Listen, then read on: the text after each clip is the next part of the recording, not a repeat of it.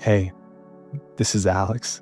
Thank you for listening to my podcast, which is actually not a traditional podcast. It's just my teachings that I share with my community, but your gift of time means the world to me. So thank you for that gift. Can I ask you a favor? Please take a moment to leave a review, rating, a comment, subscribe, or share with a friend. It all seems like a small thing, but the reason you hear us creators say this is because it helps our work a ton. And in return, I have put valuable links, including a Dropbox link to the slides of this message in the show notes. Thank you.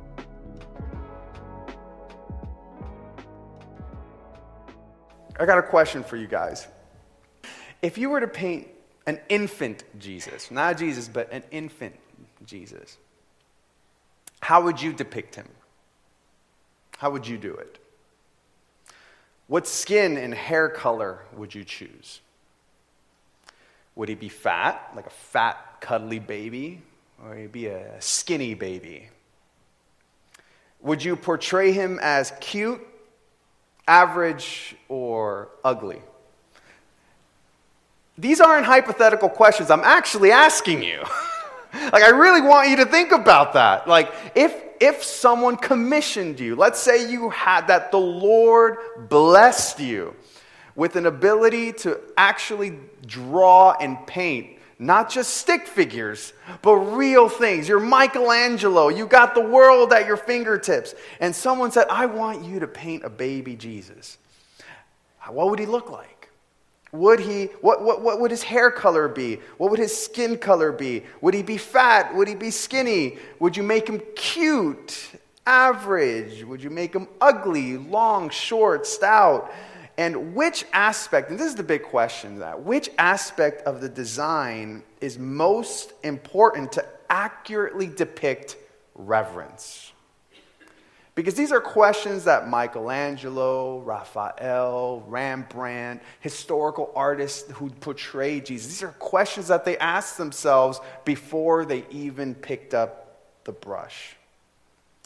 And what features of his appearance would you focus on to effectively communicate your theology of what you believe? Something that I find very interesting is you guys might be familiar with they're generally associated with Catholicism, but they're not Catholic. We just associate them with Catholicism. You might be familiar with icons, which is like those pictures of Jesus. And what's really interesting is that those icons are not considered paintings. They're considered, you don't paint an icon, you write an icon. Because the idea is you're trying to communicate your beliefs through an image. Not necessarily this is what I believe Jesus looks like, but what do my beliefs look like in a man? And so they say that we're writing an icon, not really painting one. So really, if you were tasked to paint Jesus, how would you do it? And whatever answers you are giving inside of your head, I'm almost 100% positive that none of the answers or images that you are bringing in your head look anything like the way that Byzantine Christians imagined baby Jesus to look like. So I want to show you now a few images of how Byzantine Christians imagined baby Jesus to look like. And I have censored them for the weakest of us in the room. This is the first baby Jesus here. For those of you who can't really see baby Jesus, there he is right there. He looks like I don't know, what would you say that looks like? He looks like a balding elderly man, doesn't he? Yes. And look at this picture here. This one, if you've ever seen Men in Black, this looks like that alien that was stuck inside of that guy's head. I got one person that remembers that movie. Or maybe this one, where apparently babies come out fully toddler size. Or maybe there is this image here where Jesus, how old does that child look that Mary is holding? Looks like he's 95 years old. Baby Jesus has a receding hairline. But, here's one of my favorite ones. I'll give you my two top favorites. And this one is called The Holy Family Child Christ by Jan Verhin. This is one of my favorites. Oh, yeah. That's what I'm talking about. Buff baby Jesus. Muscles. Yeah. But, I think that they were starting to get Jesus right here, like Arnold Schwarzenegger, meets Messiah. I like it. And then this is probably one of my favorite ones. The title is being cut off there. This might be a little bit hard for you to see it, but what the painter is trying to capture here is St. Luke painting the birth of Jesus as he writes the Gospels. So it's almost like this imagination of St. Luke painting the words of the Gospels. So you have Mary and Jesus posing, and then you have what he is painting on the right. And look how Jesus is portrayed in both of these images. Muscular, little, and almost like a fully grown man. Is any of this what you imagined when I asked you, is this what you would paint baby Jesus to look like? I'm sure that the answer is no. Now, to be fair, there are reasons, real reasons, why depictions like this in the medieval time exist, such as perceptions of babies, art style, sociological context, but we're not going to get into that. But I just want you to know, it's not a matter of just dismissing them, calling them crazy. There's real reasons as to why they painted baby Jesus this way. But I do want to focus on one reason as to why they painted Jesus this way. And the reason is because it's symbolic. It's symbolic. It's tied to the idea of what our sermon is titled today, Homunculus, which is a Latin word that stands for little man. And Matthew Knox Everett, he is the author of the book Early Modern Child in Art and History. He says in this book, and let me see if I put the quote up. Oh, no, don't worry about that one yet.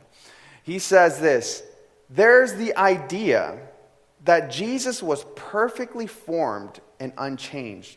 And if you combine that with Byzantine painting, it becomes a standard way of depicting Jesus. In other words, one reason baby Jesus was depicted as a fully grown man instead of portraying him as cute is because from their perspective, it was irreverent to even consider Jesus being a child. To portray him as a baby, as fat, as being needy, as being weak, that was irreverent.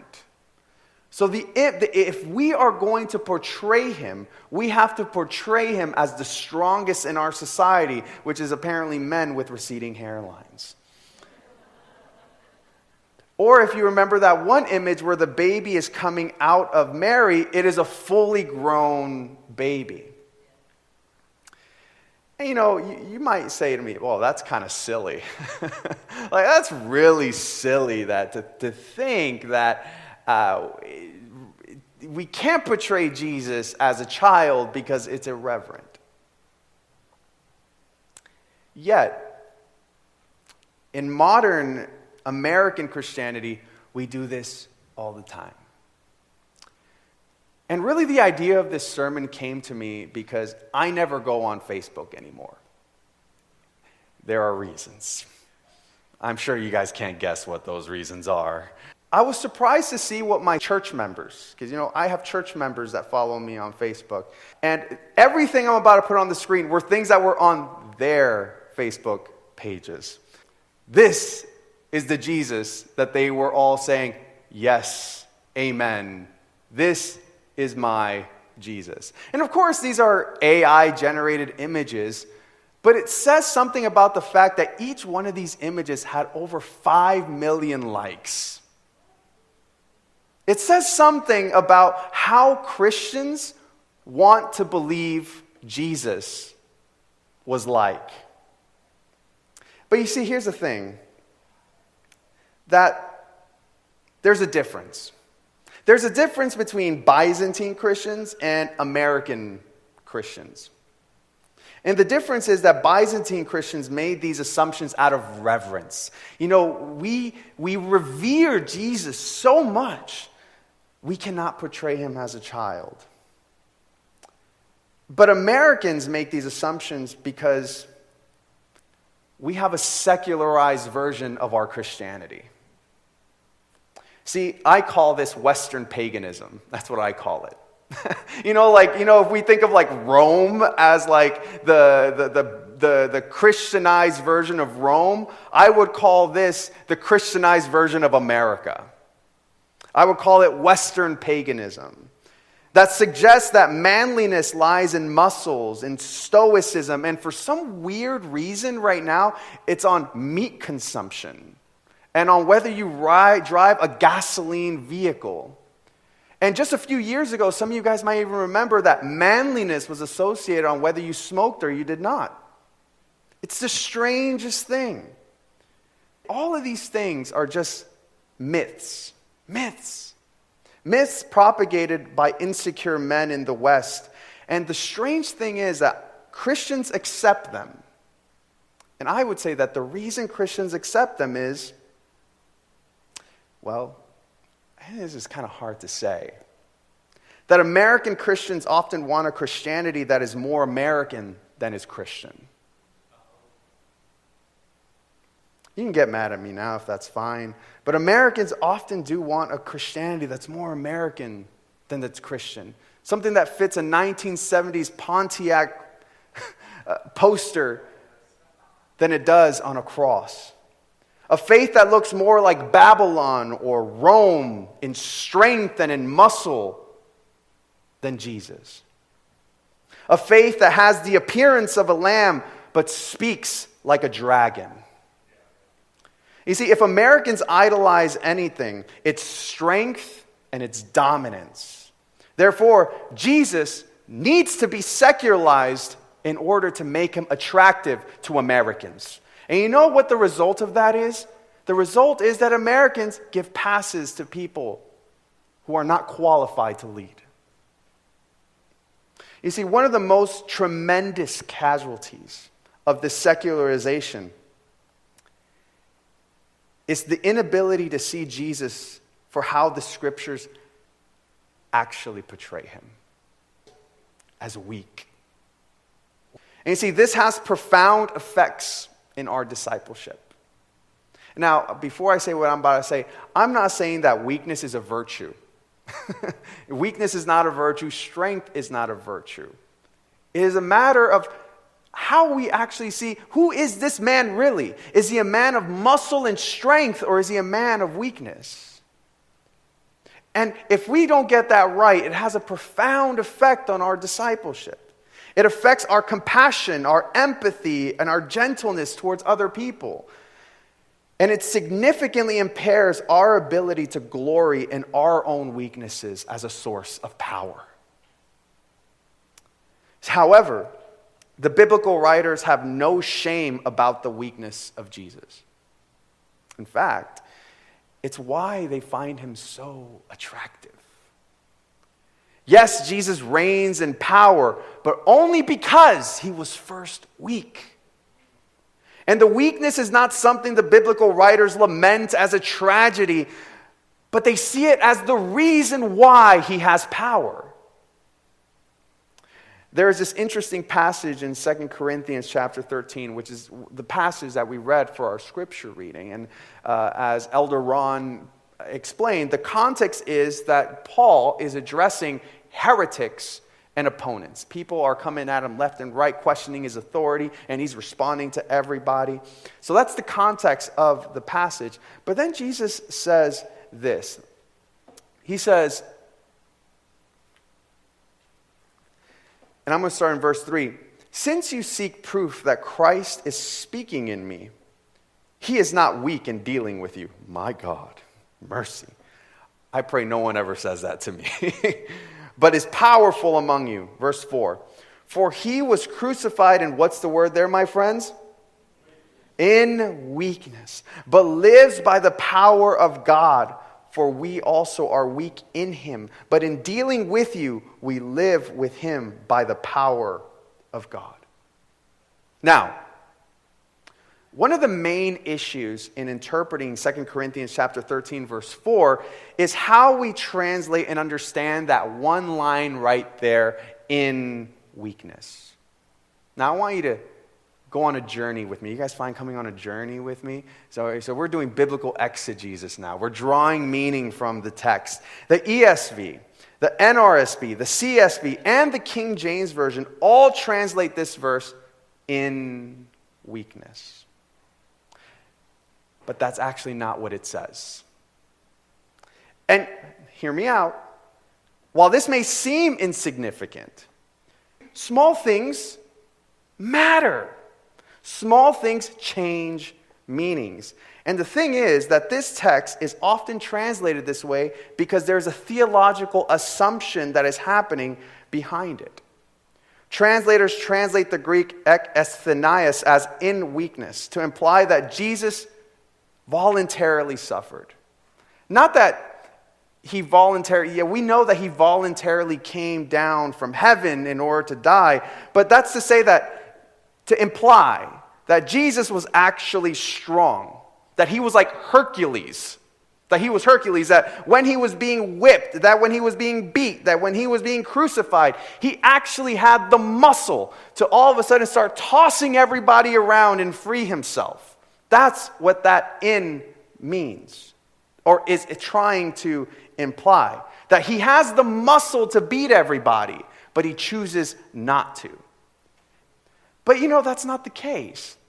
Because if somebody says to me, well, Pastor, Matthew chapter 26, verse 53 says, I can call the Father and then he'll send 12 legions. Exactly. Who's Jesus going to call? The Father. And the Father is the one that's going to send the legions. It's the Father that's strong. It's the angels that are strong, not him.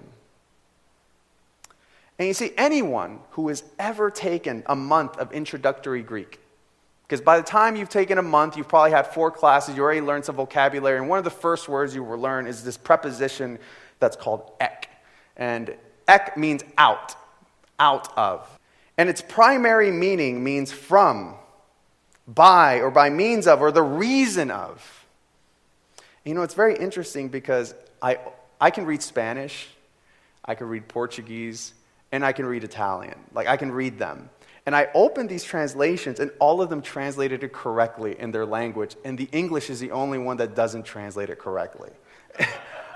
I was like, what? And the reason I think that is because most Roman, romantic language cultures function under liberation theology, so they understand this concept of weakness. But most American cultures have always been in a position of dominance, so they don't like it.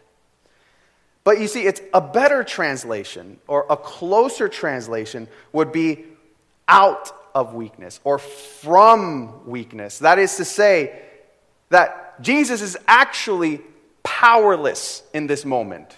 As he's being beat, as he's being whipped, unless he calls those angels to hop in, he's done for. He's toast. He has absolutely no strength in himself to save himself. And though Jesus is the Messiah, though he is the Son of God, he is still a human being who is vulnerable to violence. There's this book that I read many years ago. It's called Messiah in Weakness by a Korean theologian named Young-Sung Kim. He says something very interesting when analyzing this passage. Look what he says. I think I got the passage here. He says, Paul seems to recognize the fact that Jesus could not prevent his crucifixion by strength. Roman power was too strong to be defeated by Jesus' teachings or deeds. He could not defeat violent authorities because he was weak. Actually, Jesus' plan is not to topple the regime by military might or violence. His teaching and deeds about God could not win over the people and the powers because they did not like them. The fact that he could not defeat the evil powers and he was crucified is because he was weak. Apparently, he failed his mission. But on the other hand, Paul says that it is God who makes the crucified Jesus alive. This means that God acknowledges Jesus' work and vindicates him. Even though Jesus was defeated by weakness and evil powers and people, God says that Jesus did not fail because his legacy of faithful obedience to God could continue for generations to come. See, there's more to be said in this passage about Jesus dying as a propitiation and the forgiveness of sins. But there's this element here that's saying, simply telling people that, hey guys, love one another. That's not going to make the empire fall. I mean, surprise, surprise, right? The Sermon on the Mount is not going to make the empire fall. In fact, the Sermon on the Mount is going to get you killed by the empire. But it's not going to make the empire fall. But upon his death, God vindicates him. You see, an essential part of reading this passage is seeing that Christ not just willingly becoming weak, but that he actually is utterly weak. In facing the Romans, his choice is taken away. That is the sacrifice. Him being God humbled himself to the form of a what? A servant, and died a criminal's death. That part where he becomes a servant is not just, well, at any moment now, I could really just fight everybody off like Hercules. No, he put himself in a position where there was no way back out. And that is the sacrifice. You know, a better translation would be like this, and I put something there in the end, because for he was crucified out of weakness, but lives by the power of God. For we also are weak in him, but in dealing with you, we will live with him. And guess what preposition is repeated there again? Ek, out of the power of God. What does this mean?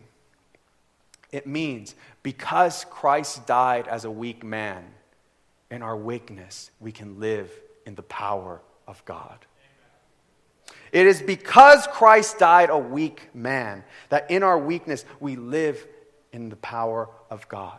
The American Jesus is not the biblical Jesus, because the American Jesus can save himself. The American Jesus, if he wanted to, can lift himself up from his own bootstraps. But the biblical Jesus can't save himself. And that's why it's sacrifice.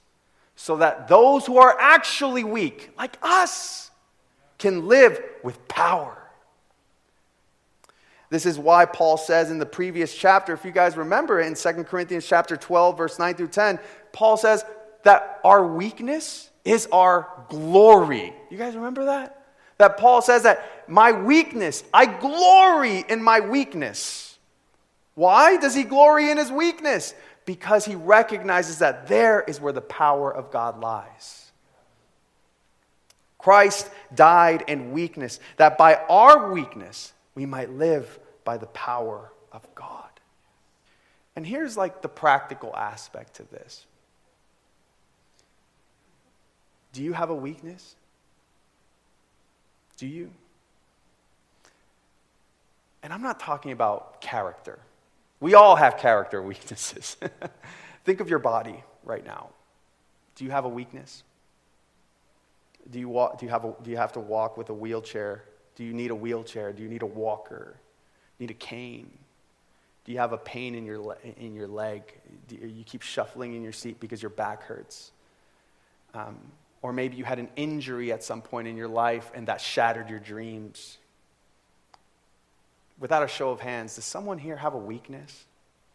We all have a weakness, right? In our American culture, we are... It's nice to be right. Wow.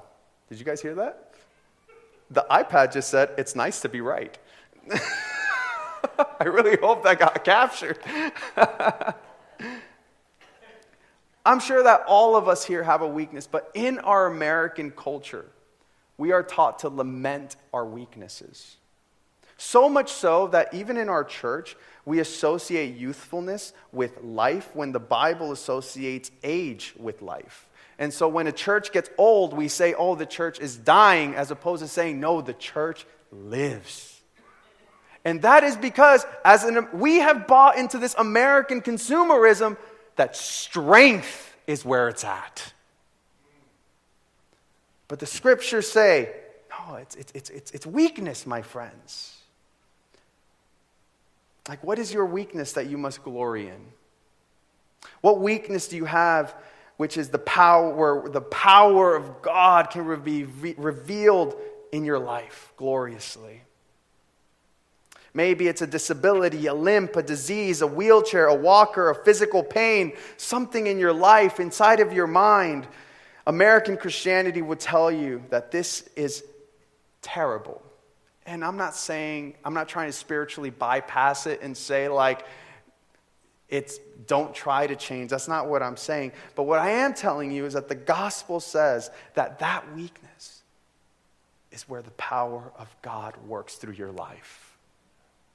That is where you're going to find him in your life.